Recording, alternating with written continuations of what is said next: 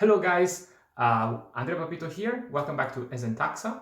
And in this video, I want to inform you guys of give you the way of looking for a good accountant when you land in Italy, when you go to Italy, when you move to Italy, when you want to move to Italy and you want to deal with taxes. So you want to have an expert that will deal with taxes, will deal with the new tax file return and taking in consideration your personal situation. So it's very important from my point of view and for a lot of people, of course, to find a good professional that can help you when you are in Italy and when you want to invest in this country, or if you want to carry on your activity, whatever activity is about. So I had the fortune and the pleasure to meet an Italian accountant here in Belgium, precisely in Brussels, and his name is Fausto Carnevale. He has a YouTube channel and he teaches in Italian how to become an Italian accountant. So I had the fortune to address him a lot of questions, all the questions I normally receive in my email box from you guys, and I print them all. And I went to his office and we made this interview. This interview is quite long, so in case you are not interested in all the topics, you can skip them, you can go straight to the topic you're interested in, just click in the minutes that I will put below this video. Thank you, Fausto, for inviting me in your office here. You're welcome. And I really want to ask you some question about how a foreigner, when he lands to Italy for the first time, normally is completely lost. He doesn't know what to do. He doesn't know exactly what you're looking for, what kind of terminology in Italian has to looking for an accountant. Yeah. So what do you suggest for this kind of persons? As we know, sometimes, almost always, when you go in another country, it's very, very difficult to find an accountant, to find a lawyer. So to be practical, what I suggest to do, and simply, let's suppose that you want to go in Bologna. And this is very simple suggestion. You go on Google and you search for accountant Bologna. Yeah, as I'm saying in English, accountant Bologna, in Italian is commercialista in Bologna. So you can suddenly find an accountant that can help you in English, because unfortunately in Italy, not everyone speaks in English. I would say 10-20% of accountants can speak in English. So you look for accountant in English and you will see suddenly in Google 3-4 main websites which actually can help you. And you can suddenly look the website, the email address, the telephone number, and in the website you can even see if they offer the possibility to have a first call on Skype, first video call, even before landing in Italy, I would say. Yes, indeed. So this is a very nice suggestion. But exactly, since I'm a foreigner, let's imagine this scenario. How can I understand if the accountant that I'm just looking through internet, for example, just pick up in my list, Google list, or the studio nearby my new resident in Italy, how can I understand that he's a good accountant? What is the right question? Yeah. So first thing, as I said, to see if it has a website, and from the website you can translate in English, but normally even the Italian websites you can see what is his area of expertise. Because why? I'm asking you, why are you landing in Italy?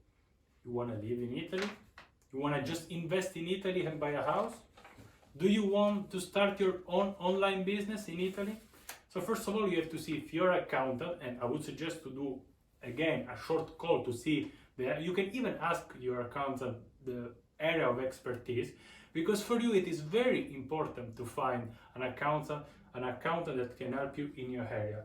I don't want you to go in Italy because you want to start, let's say, an online business, and you land in an accountant specialized in I don't know, investment bank, total different things. Because of course, maybe you would say, of course I can help you. Of course, I am an accountant, a registered accountant, but I mean, if you go to a doctor, you want to go to a specialist. So I would suggest this first thing to go to a specialist.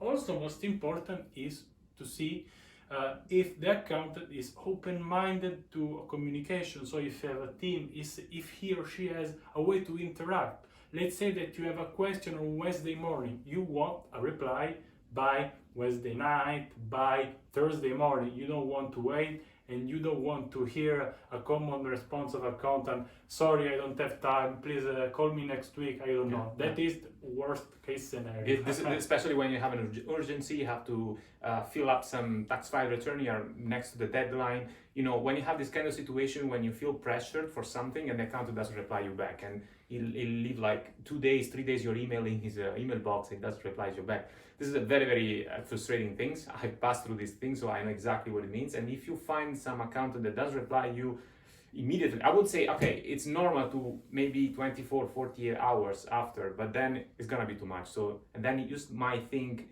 it's not really a good accountant. It maybe has an overloaded of clients and is not gonna care too much about me, okay? Exactly. Another important question, Fausto. Sure. How much does it cost an accountant in Italy? Especially in 3 case scenarios, when you want to open an SRL, but normally you are a physical person that owns this SRL. So it's like a sole tradership or self-employed. Or the second scenario, when you are open a VAT position, so as a freelancer in ordinary regimes. And the third case, when you open again the same position, but under forfait regime. Okay, let's start for the most complex one. I would like to start it like the order you mentioned it. So first of all, I'm supposing here, because I don't want to give advice, that you're just going to Italy, you're starting your own company. Let's say you are a web developer and you want to have your limited responsibility company. So in Italian it's called SRL. How much does it cost? Apart from the accountant cost, you have to consider that this company is obliged to present the balance sheet and the income statement every year. So this is a fixed cost that the accountant will tell you.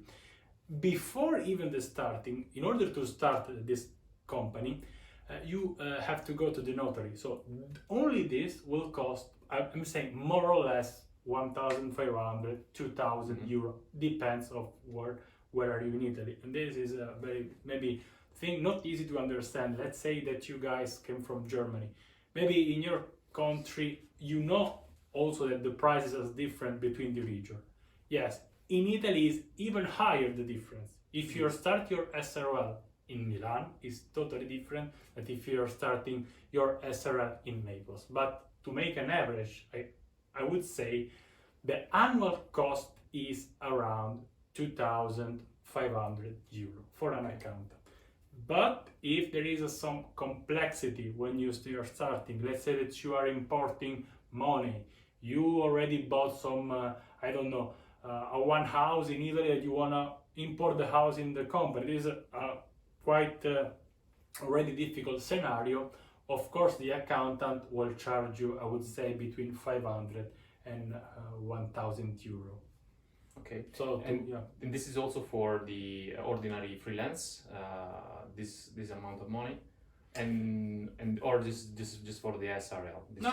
I'm saying for the SRL. When we are talking about an ordinary VAT position, we have to consider, and this is the cheaper one, the forfettario and the regime ordinario, as you mentioned. So the forfettario, guys, it's a very the simplest way to start your VAT position in Italy. Why? Because you, fortunately or unfortunately, you cannot deduct your cost. Yeah. You have a fixed amount of cost deducted, and you will pay a small percentage of tax that will be, I'm not going into deep in this, but will be 5% or 50% on your basis. So in order to start this simple VAT position, I would say max the accountant will charge you 100 euro, and then the cost, it will be max of 500 euro per year. Because of course you don't have to be in touch with the accountant every day. I would say even every month, because Yeah. he at the end of the year will just tell you, okay, Fausto, you have to pay this amount of taxes. Maybe he has an Excel file, this amount of taxes, and so on. Yeah. Whereas if you're talking about regime ordinario, because the forfettario, first of all, you can't, you have to be in below revenues of 65K. So this is only one hypothesis. So if you are above, so if you're saying I'm going Italy, but I know I will have 100K of revenues. No, you can't consider in this case a regime forfettario. You have the regime ordinario. So first of all, with the regime ordinario, you will be also charging the VAT. But most important for an accountant perspective, you have to deduct your cost. Otherwise, if you don't have costs, you will pay the IRPEF taxes as an individual, but on your revenues. So you have to deduct costs. This is a basic things I'm sure you already know, but you have to deduct your costs, and your costs in general are cost of rent, cost of goods. If you buy a laptop, cost of leasing. Then we have different things. Cost of your smartphone. If you are, it depends what is your area of expertise. Cost of software if you are a web designer, let's say, no? And so you have to be in touch with the accountant, I would say, each month. Also for the VAT. You have to pay the VAT, I'm saying every 3 months. So you have to be in touch with the accountant. And that's why for this, the cost of opening at the end of the day is the same, but I would consider €1,000 per year. Okay. And this is quite important, the ordinary regime. You know why? Because if you want to apply for the impatriate regime, which is the main argument of this channel, you have to apply for the ordinary accountability and not for the forfait regime one. Because you become an ordinary partita IVA position, this is the Italian name, to apply the regime impatriati, because regime impatriati cannot be combined with the forfait regime. So you have to consider, you pay a lot of less taxes, but the cost of accountability is a little bit higher, of course, because you have to really account the real effective cost. So the accountant has to be there and check every single expense that you have done. Exactly. And now, one of the most tricky questions, and this is one of the questions through which you can understand if your accountant is good or not. Most of the time, accountants forget to say the way you have to pay taxes in Italy, because the technical way to pay the taxes and the deadline when you have to pay the taxes is different, more likely, from your country of origin. It's very, very different. And this is the classical thing that maybe we need to we can draw in something on this board, because it's a little bit complex. But if you understand exactly how to pay taxes and how to save your money aside in order to pay taxes without surprise in Italy, you really find a way of not having issues like unfortunately like a lot of Italian has, because their accountant they didn't explain exactly how this mechanism works. And Fausto here is here to explain us a little bit more in details how we have to think when it comes to pay our taxes in Italy. Now you're going to understand what does it mean, and Fausto will show us exactly what's the technique. As you know, when you have your own company, you are responsible for your taxes, and the accountant at the end of the period will only say, okay, this is the amounts. A good accountant, by the way, is also an accountant that tell you, pay attention. You have prepay. I don't know in English how the good word. Advanced payment for taxes, and the let's say at the end of the day, the remaining payment. I think in English it's also called saldo. We can say saldo or balance. Balance. So you have these two words. In Italian are acconto and saldo. So acconto is the pre-taxation or the advance, and saldo is the balance or saldo itself. So what remains to pay as a difference. Exactly. So let's say that I want to give you a practical example. Let's say that you started your company 1st January 2021, and you got 100K of profits. You have to pay taxes. You will pay taxes in 2022. So we are here. This is our line. here 2021, you have 100k. 2022, 30 of June, you will pay your taxes. And here, when I say you will pay your taxes, you will pay the percentage in order, say, I'm not here going too deep in the percentage, but you will pay your tax.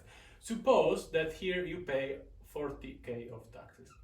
This is 2022. So the first year that you start, 2022, you pay taxes. Yeah. Not only in Italy, we have these things that during the year, we have a prepayment of taxes. What does it mean? It means that here, let's say I'm closing here 31 of December.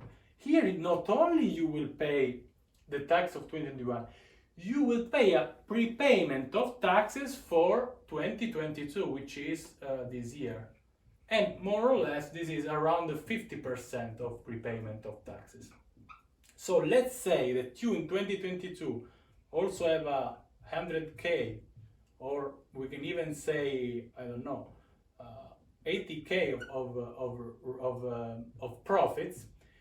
Not only the 30 of June of 2022, you will pay 40k, which is the first year. The first the year. entire amount that you have to pay the first year. And of course, Yeah. I'm sure you know, and you set aside in your bank account this 40k. So, otherwise, But you have to pay a first prepayment of the 50% of, and then here we have different methods.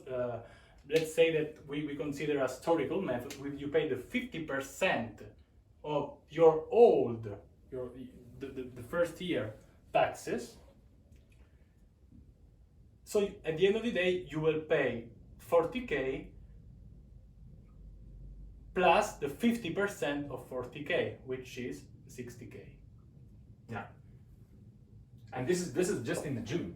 Yes. Then in November of 2022, you have to pay the other 50%. So basically, what's happening here is that the first year you're not obliged to pre-advanced. You don't pre-tax anything. And the Italian state will tell you, okay, you're gonna pay my entire year next year, as every country in the world does.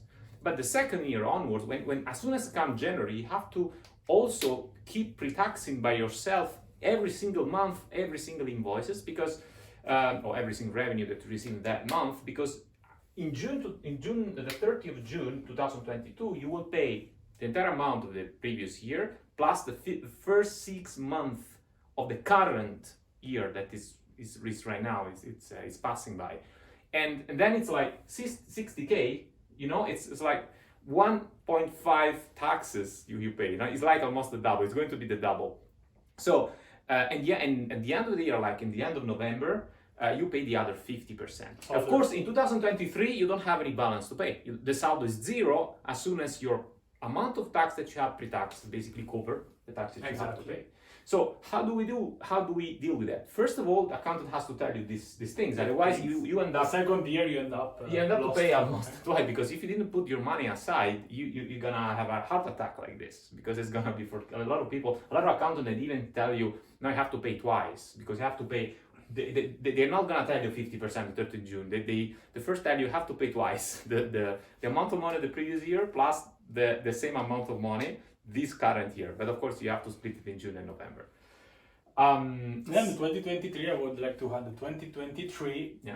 Actually, it's like that you're paying your taxes in June and November, 50% each. Yeah. And 50%. Then it's gonna be like this forever. Then it's gonna be like this. So you know, from January to June, you save. You know more or less, and this is a good advice to have with your accountant. A percentage of your tax rate. Let's say I'm supposing 40% of taxes. You know that each month you have to save more or less the 40% of your profits. Okay. Not of your revenues, but okay, not really 40%. Maybe you will hopefully with our optimization in our channel, you're gonna pay 20% of tax. Sure. We'll be exaggerated. Exaggerated with the tax. I'm not talking today about about this. I'm talking about the reason. The reason, yeah. That could be, even if you go a forfettario, guys, that could be even 4k. Yeah. Only. The mechanism is the same, but the amount of tax to pay is a lot less. Yeah. But I'm sure that the logic is that you have to consider what will happen the second year that you start your business. One of the best suggestions would be just to have a second bank account and every month you put aside in this bank account what your accountant tell you to put aside. So it can simulate what would be in the end of the year based on your provisional revenue, how much would be the virtual amount of tax to pay. Maybe you put a little bit more just to be in the safe side. You put it in an account for the first year that you're not obliged to give anything to the state, but you have it there. And when it comes to the 3rd of June, you have amount of money saved that you can pay to the state. Well, you can pay maybe at the end of, already at the beginning of this year. You can pay maybe January, February. You give it, you forget about it. And then as soon as you start the second year in January, you start keeping pre-tax as you were doing in the previous year. And this automatically, you solve the problem. Yeah. That's it. So if one accountant explains you these things as Fausto did today, it's a good accountant because he knows exactly what can be your surprise at the end of the year. And you don't want to end up with these kind of surprises. Exactly. That's for sure. Take notes. So when you talk for the first time with your accountant, and if possible, ask for an Excel file. I'm sure that you all know, guys, Excel. Yeah. Excel file with all the calculation and the difference rates. So you will be sure or almost sure of what will be your tax to pay. Yeah. I have one last question, Fausto. Sure. Do you think nowadays that everything is online because of the pandemic, because of the other reason, for comfortable reasons, have an online accountant? It's actually possible now with the technology, with all the tech email, with the speed identity. We have discussed in the channel as well about these things. But do you think it's completely reliable, full online accountant, or do you think it's always better to have it one nearby or close to the residence place? I would suggest directly to have an accountant nearby your residence. Why? As we know, with the internet, we can hire an accountant online and he will do everything. But why this is important? This is just for one particular issue that can happen.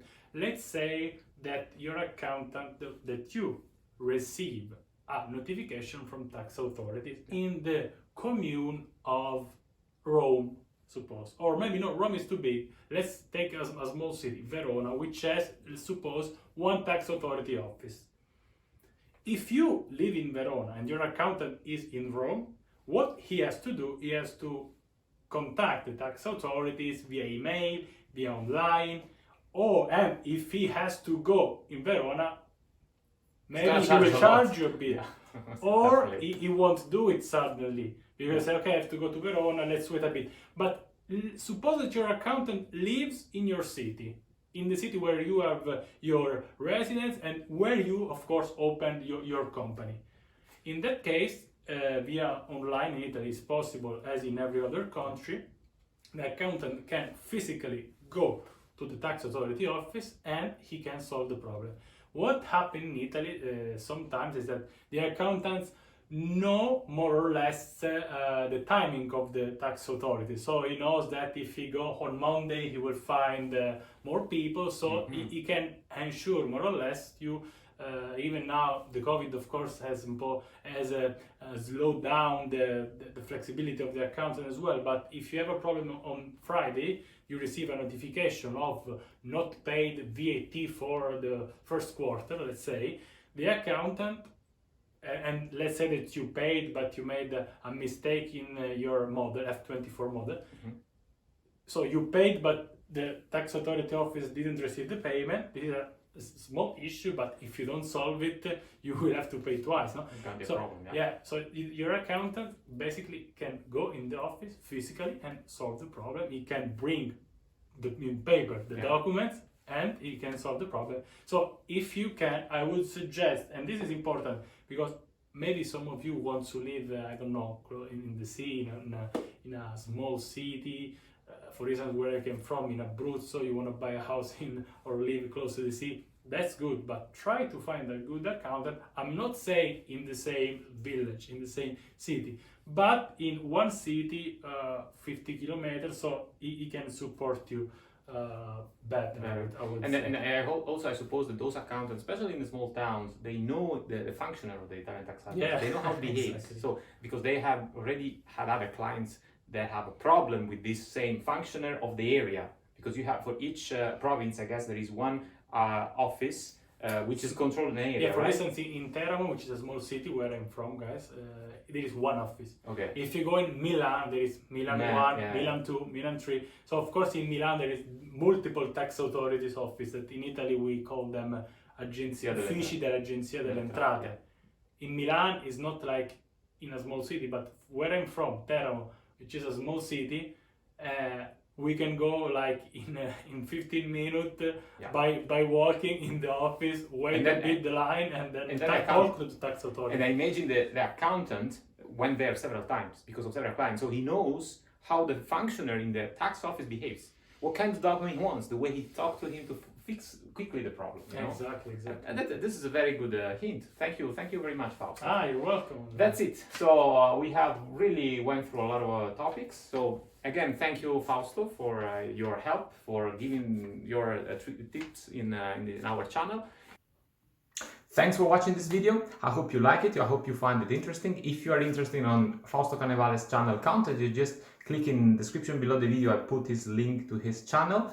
And as always, I remember you guys, if you are interested to learn about the Italian fiscal system before moving to Italy, you can access to the Italian Tax Academy, the only online platform completely in English that gives you 5 hours of content about the Italian fiscal system, how to optimize taxes, how to exploit the implicit regime, and how to combine the implicit regime with other Italian fiscal tax benefits. And you will have also included in the package 1 hour one-to-one call with a former Italian tax agency inspector and a tax simulation based on your worldwide income. And for the rest, don't forget to subscribe to this channel, click the button like if you liked it, of course, and in this way you will always be updated with the new Italian regulation, fiscal law and tax